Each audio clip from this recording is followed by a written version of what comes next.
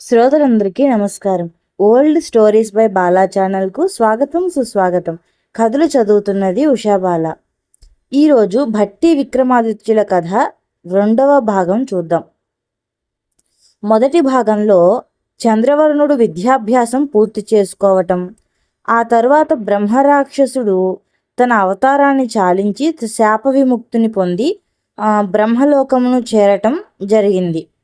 ఆ తరువాతి కథను ఇప్పుడు ఈ వీడియోలో చూద్దాం. చంద్రవర్ణుణ్ణి చేరదీసి రక్షించిన వేశ్య. పిమ్మట చంద్రవర్ణుడు కొండలు కోణలు దాటి తన స్వస్థలం చేరదలిచి వచ్చుచుండెను. బ్రహ్మరాక్షసుడు పెట్టిన 6 మాసముల గడువు పూర్తి అగుట వలన అతడు ఆకలికి నిద్రకు బాధపడుచుండెను. ఎంతో శ్రమపడి నడిచి అతడు ప్రతిష్టాపురము అను నగరమును సమీపించెను. ఊరిలోనికి పోయి ఎవరినైనా బ్రాహ్మణుని ఆశ్రయించి కడుపు నిండా భుజించి హాయిగా నిద్రించి ముందుకు సాగిపోవలెనని తలంచెను.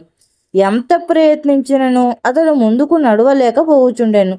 తుదకు ఒక అందమైన గృహమును చూచి అది బ్రాహ్మణులదే అయి ఉండునని భావించి అతి కష్టముపై నడిచిపోయి ఆ ఇంటి అరుగుపైకి చేరి తన వెంట తెచ్చిన రావి ఆకుల మూటను తల కింద పెట్టుకొని పడుకుండెను. ఆ సమయమున ఆ ఇంటిలోనెవ్వరూ లేరు. చంద్రవర్ణుడు భావించినట్లు ఆ ఇల్లు బ్రాహ్మణులది కాదు, అది భాగ్యవంతురాలైన ఒక వేశ్యది. ఆమె పేరు అలంకారవల్లి. ఆమె సంగీతం నృత్య శాస్త్రములు బాగుగా నేర్చిన దేవదాసి. ఆమె ఆనాటి రాత్రి 10 గంటల వరకు దేవుని సేవలో గడిపి ఇంటికి వచ్చెను. అట్లు ఇంటికి వచ్చిన అలంకారవల్లి తన ఇంటి అరుగుపై గుర్రు పెట్టి నిద్రపోచున్న చంద్రవర్ణుణ్ణి చూచినది. దగ్గరకు వెళ్ళి పిలిచినది. ఎంత పిలిచినను అతడు మేల్కొనలేదు. అంతటా ఆమె ఇంటిలోనికి పోయి దీపము తీసుకుని వచ్చి పరుండి ఉన్న వ్యక్తిని చూసినది. అతని బట్టలు చినిగి ధూళితో నిండి బిచ్చగాని బట్టల వలెనున్నవి. తల వెంట్రుకలు ధూళితో నిండి ఇటు అటు చెదిరిపోయి ఉన్నవి. గడ్డము బాగుగా పెరిగి ఉన్నది. ఇట్లున్నను అతని ముఖములో మంచి కళ ఉన్నది. ఇతడు ఎవరో గొప్ప వ్యక్తియే అయి ఉండును. ఈ విధముగా ఉండుటకు కారణమేమో అని ఆలోచించసాగినది. ఆ రాత్రి అంతయు అతనిని కదుపకూడదని నిశ్చయించుకొని లోనికి పోయి నిద్రించినది. ఆమె తెల్లవారుజామునే లేచి కాలకృత్యములు తీర్చుకొని వీధిలోనికి వచ్చి అరుగుపై నిద్రించుచున్న వ్యక్తిని చూసినది. ఇంత మత్తు నిద్ర అనుకున్నది ఆమె. మరికొంత సేపైన తరువాత అతని సమీపమునకు పోయి పిలిచినది. ఎంత పిలిచినను అతడు ఉలుకులేదు పలుకులేదు. లోనికి పోయి నీళ్లు తెచ్చి ముఖముపై చిలకరించినది. అప్పుడు అతడు కండ్లు తెరిచి ఏదో చెప్పబోయినాడు, కానీ మాట రాలేదు. అతని స్థితి చూచి ఆమె అతడు మరణావస్థలో ఉన్నట్లు తెలిసినది. వెంటనే ఒక ఘన వైద్యుని పిలిపించి అతనిని కాపాడమని చెప్పినది. వైద్యుడు చాలాసేపు చంద్రవర్ణుని పరీక్షించి అతడు చాలా కాలం నుండి నిద్రాహారము లేక ఇట్టి ప్రమాద స్థితికి లోనైనాడని, బ్రతుకుట కష్టమని, బ్రతికించుటకు గట్టిగా ప్రయత్నించునని చెప్పినాడు.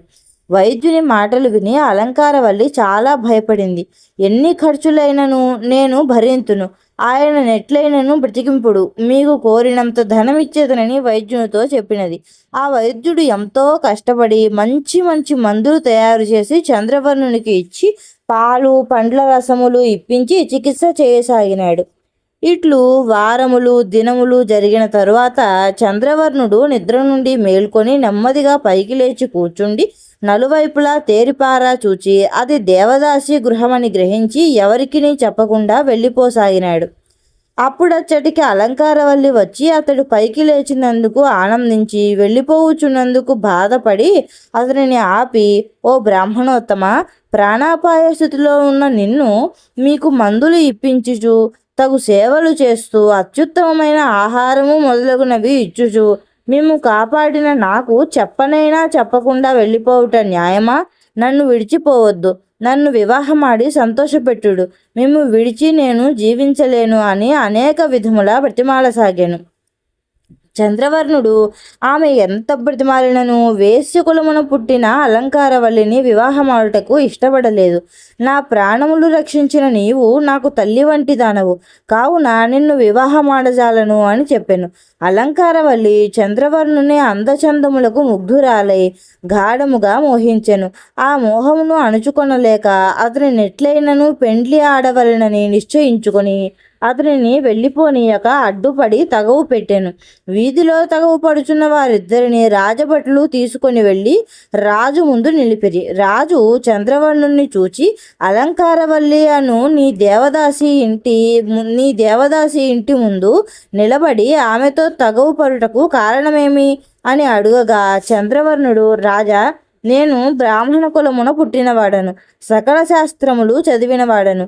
దేశాంతరమేగి నా స్వస్థలమునకు పోవుచు ఈ నగరము చేరేసరికి నిద్రాహారములు లేక అలసిపోయి ఈమె ఇంటి అరుగుపై నిద్రించితిని.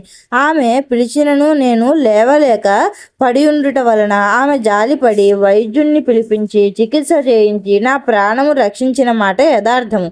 నా ప్రాణమును కాపాడిన ఆమెను నేను తల్లిగా భావించుచున్నాను, కానీ ఆమె నన్ను వివాహమాడగోరుచున్నది. నేనందుకు ఇష్టపడక నా దారిని నేను పోవుచుండగా అడ్డుకొని అల్లరి చేయుచున్నది.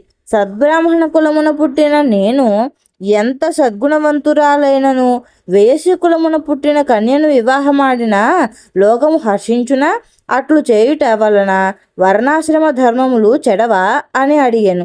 తరువాత రాజు అలంకారవల్లిని చూచి, నీవు చెప్పుకోదలసినదేమైనను కలదా అని అడుగగా, ఆమె, ప్రభు, ఈ చంద్రవర్ణుడు చెప్పిన విషయములన్నీ యథార్థమైనవే.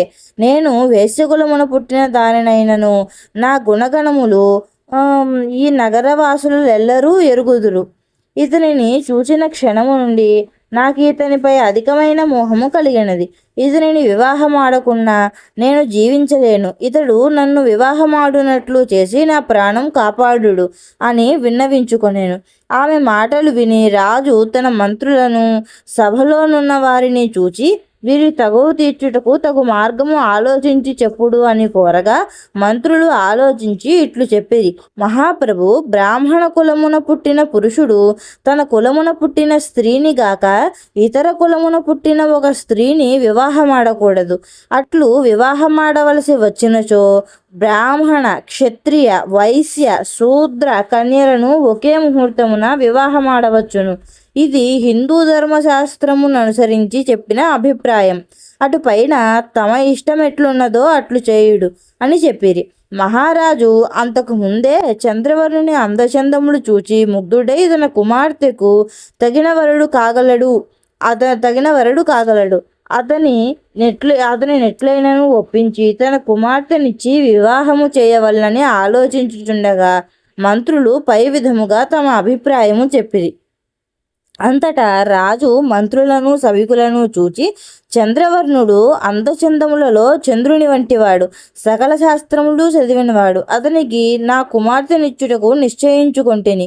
నాతో పాటు మా పురోహితుడు వైశ్యకులోత్తముడగు సోమశేఖరుడు కూడా తన కుమార్తెలను చంద్రవర్ణునకు ఇచ్చి పెండ్లి చేయుటకు సమ్మతించగలరని నమ్ముచున్నాను. ఇక శూద్ర కులమున జన్మించిన అలంకారవల్లి ముందే అతనిని వివాహమాడుటకు సిద్ధముగా ఉన్నది. ఈ విధముగా చేసిన చంద్రవర్ణునకు బ్రాహ్మణ, క్షత్రియ, వైశ్య, శూద్ర కులములకు చెందిన కన్యలను ఒకే ముహూర్తమున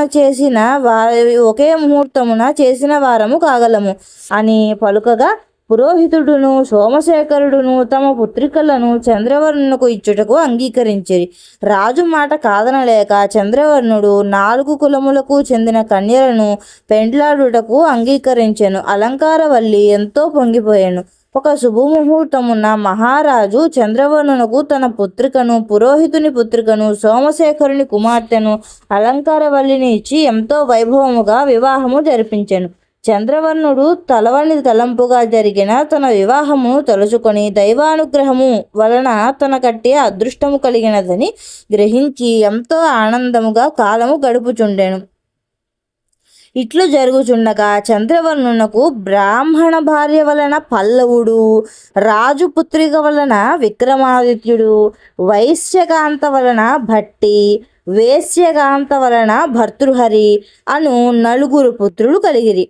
వారు నలుగురు శుక్లపక్ష చంద్రుని వలె దినదినాభివృద్ధి నొందుచు సకల విద్యలను అభ్యసించిరి. ఇట్లు జరుగుతున్న సమయమున ప్రతిష్టాపుర మహారాజు తీవ్ర వ్యాధికి లోనైనాడు. తనకు మరణమాసన్నమైనదని గ్రహించి తనకు పుత్రులు లేనందున అల్లుడగు చంద్రవర్ణుని తన రాజ్యమునకు రాజు గావించినాడు. చంద్రవర్ణుడు తమకు రాజైనందుకు మంత్రులు, సైనికులు, ప్రజలు ఎంతో ఆనందించినారు. చంద్రవర్ణుడు ధర్మం తప్పక రాజ్యపాలన చేయుచు ప్రజలందరి మెప్పు పొందగలిగాడు. దేశ విదేశములలో మంచి పేరు సంపాదించినాడు.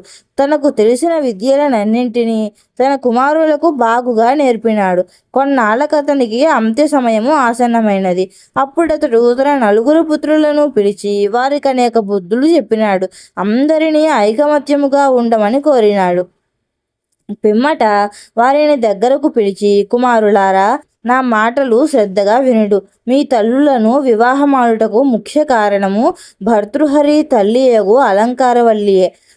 కావున నాకు ఆమెయే పెద్ద భార్యయు పట్టపురాణియు అగును. ఆమె గర్భమున పుట్టినవాడే నా సింహాసనం అధిష్ఠించి రాజ్యపాలన చేయుటకు అర్హుడగును.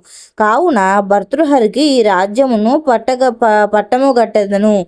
మీరు ముగ్గురు యువరాజులుగా ఉండి అన్ని విషయములలో అతడికి తోడ్పడుచు రాజ్యము చక్కగా పాలించుడు అని చెప్పగా, తండ్రి, మీ ఆజ్ఞను శిరసావహిస్తాము అని వాగ్దానం చేశారు.